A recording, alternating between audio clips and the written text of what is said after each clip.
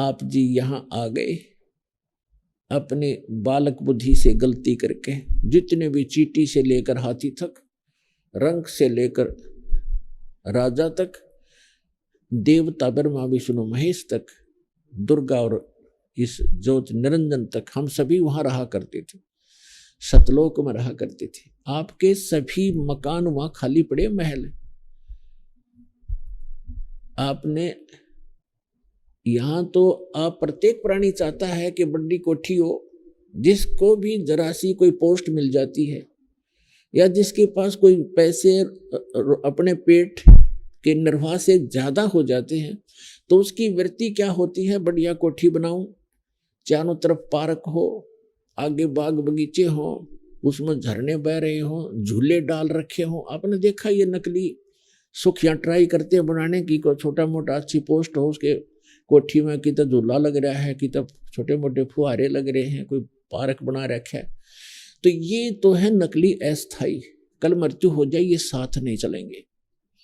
और सतलोक के अंदर बहुत लंबे चौड़े आपके प्रत्येक का अलग अलग दूर दूर स्थान है, अलग अलग बाग बगीचे हैं, हर तरफ सदा बाहर उसमें फल लगे रहते हैं, फुहारे छूट रहे होते हैं, हीरे पन्ने लालों के तो वहां पर पहाड़ हैं, जैसे यहाँ पत्थर के पहाड़ हैं।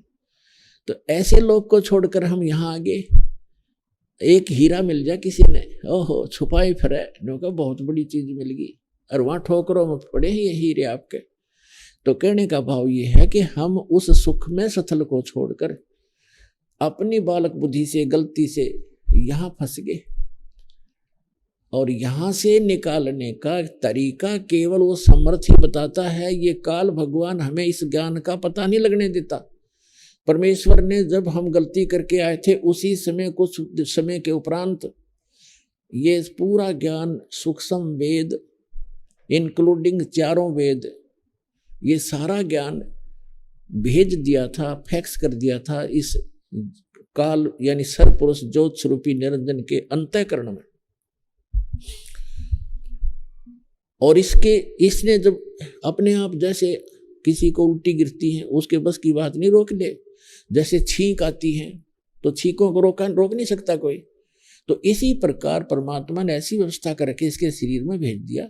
कुछ समय के बाद इसने ऐसी छींक आई और एकदम ये चारों वेद बाहर आ गए, समुद्र के ऊपर गिर गए, एक सुंदर सुसज्जित ट्रे के ऊपर। इसने ये चारों वेद उठाए, ये कम एक ही वेद था ये, इसने उसको पढ़ा, फिर इसने देखा कि इसके अंदर उस परमात्मा की पूरी जानकारी है, उस सतलोक की जानकारी है, वहां की व्यवस्था की जानकारी है, और मेरे अंतर्गत जितने प्राणी हैं इनको वो पता लग गया थे, सब भाग जाएंगे, और तेरे को श्राप लगा, इसको श्राप लगा है इसकी गलती से 1,00,000 मानव शरीरधारी प्राणियों का नियत आहार करने का। तो इसको इस उद्देश्य से इसने उस सूक्ष्म वेद का वो पार्ट, वो अंग उसको निकाल दिया उसमें से, जिसमें उस लोक की जानकारी और उस भक्ति की विधि थी, वो थी भले ही कोड वर्ड्स में। तो इसने वो बिल्कुल जानकारी समाप्त कर दी, और वो वेद रख जरूर दिए, क्योंकि यहाँ के इसको भी चाहिए थे, इसके ऋषि मुनियों को इसमें जख मारने के लिए वो रख दिए, जिसमें कोई मोक्ष मार्ग नहीं है, ज्ञान अवश्य है इन चारों वेदों में। और मंत्र अपने अपने सत्र का छोड़ दिया, ओम मंत्र छोड़ दिया, बाकी खत्म कर दिया। तो जिस कारण से इस कंप्लीट स्पिरिचुअल नॉलेज को, यानी सारे जातम ज्ञान को, और कंप्लीट मेथड ऑफ वर्शिप को, वे ऑफ वर्शिप को, कंप्लीट कोर्स, पूर्ण ये मोक्ष भक्ति मोक्ष मार्ग को, मोक्ष विधि को, और संपूर्ण कर्मों की जानकारी देने के लिए, इन सब को बताने के लिए वो परमेश्वर स्वयं आता, उस अक्षति को पूर्ति करने के लिए। और जो आज हम सत्संग सुन रहे हैं, ये उसी उपलक्ष्य में है कि वो परमात्मा आज से लगभग 600 वर्ष पूर्व सन 1398 में वो परमात्मा सतलोक से अपने निज स्थान से सुखमय स्थान को छोड़कर अपनी आत्माओं के लिए, आपके लिए भटक रहे हैं भगवान। वहां से चलकर यहाँ भारतवर्ष की काशी शहर में, भारतवर्ष की नगरी काशी में एक लहर तारा नामक तालाब के अंदर एक कमल के फूल के ऊपर आकर विराजमान हो गए सतलोक से चलकर। और फिर वहां से एक नीरू नीमा नाम के जो निसंतान थे पति पत्नी, वो उठा ले गए। परमात्मा की परवरिश की लीला उन्हीं के माध्यम से हुई। और वो जुलाहे थे, कर्म से जुलाहे थे, जिस कारण से परमात्मा भी जुलाहा कहलाए। वो भी वही कर्म करते थे, क्योंकि परमात्मा, जैसे बहुत बार दास बताता रहा है कि परमात्मा हमारी 3 स्थिति में हम सबकी केयर टेक करता है, देखभाल करता है। एक स्थिति में तो परमात्मा सतलोक में एक बहुत बड़े गुम्बज के अंदर, मंदिर नुमा एक बहुत बड़ा गुम्बज है,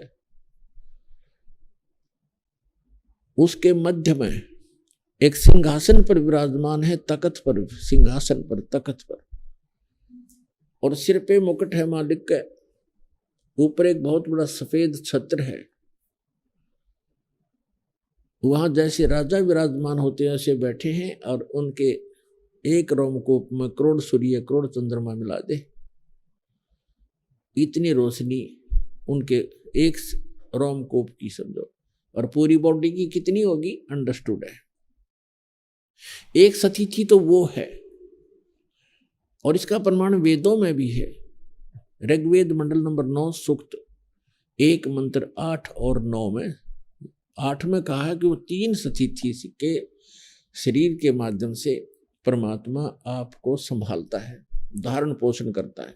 और दूसरी स्थिति उसकी है कि वहां से चलकर आता है, एक शिशु रूप धारण कर लेता है, अपने रूप को हल्का कर लेता है, शरीर अपने स्वरूप को हल्का करके हल्के तेज पुंज का बना के एक शिशु रूप धारण करके कमल के फूल पर विराजमान होते हैं। प्रत्येक युग में ये लीला करते हैं। वहां से उनको निसंतान दंपति उठा ले जाते हैं। धीरे धीरे उसी व्यवसाय में जिस कर्म को वो करते थे, उसी कर्म को करते हुए परमात्मा हमें ये दिखाते हैं कि परमात्मा पाने के लिए, सतलोक जाने के लिए हमने गढ़े धन की आवश्यकता नहीं है। फिर भी आपके संस्कार में ज्यादा भी है तो उसको सदुपयोग करें, दुरुपयोग ना करो, उसमें भूला नहीं। परमात्मा की भूल नहीं गिरनी चाहिए, चाहे कितना धनी हो, चाहे कितनी बड़ी पोस्ट हो। उसको याद रखना चाहिए कि मृत्यु भी होती है, यहाँ से जाना भी होता है, तो तब फिर वो व्यक्ति गलती नहीं करता। तो दूसरी स्थिति ये परमात्मा के, वो चारों युगों में आते हैं और ऐसी लीला करते हैं।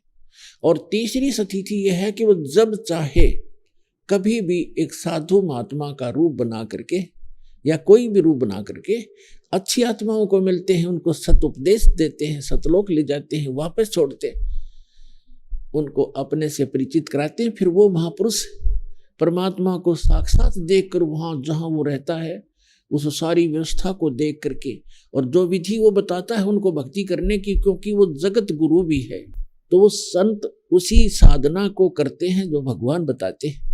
ऊपर से देख कर भी आते हैं, फिर वो आंखों देखा वर्णन भी अपनी अमृतवाणी रूपी एफिडेविट लिख जाते हैं, और जो साधना वो करते हैं वो भी वर्णित कर देते हैं। लेकिन उसको हम समझ नहीं पाए, क्योंकि हम दूसरे रंग में अज्ञान से परिपूर्ण होते हैं, और अन्य साधना करके ही हम अपना मोक्ष समझते रहते हैं, जिस कारण से हम भगवान और उन महापुरुषों, परमात्मा और परमात्मा से परिचित महापुरुषों के अमृतवाणियों को नहीं समझ सके और ना सदग्रंथों को समझ सके।